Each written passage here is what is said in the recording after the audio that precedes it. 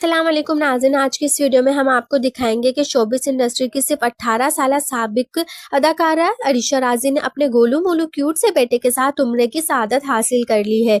जी हां, अरीशा राजी ने मक्का मुकर्रमा से अपनी बेहद खूबसूरत तस्वीर और वीडियो शेयर करके अपने तमाम अदाओं के दिल जीत लिए। आप भी इस वक्त अपनी स्क्रीन पर इनकी हसीन झलकियां देख सकते हैं।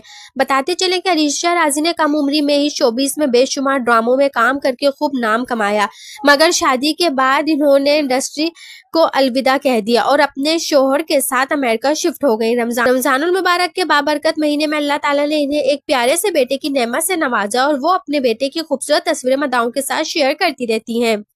लेकिन इस बार खास बात यह है कि अरीशा राजी बार अपने गोलू मोलू बेटे और अपने शोहर के साथ उम्रा अदा करने के लिए मक्का मुकर्रमा पहुंची, जहां उन्होंने मोहब्बत भरी रूह परवर तस्वीर मदाहों के लिए शेयर की, जिन्हें देखकर हर कोई इन्हें दुआओं से नवाज रहा है। आप भी अरीशा राजी की नई वीडियो और तस्वीरें अपनी स्क्रीन पर देख सकते हैं और हमें कमेंट सेक्शन में जरूर बताइएगा कि आपको ये वीडियो कैसी लगी।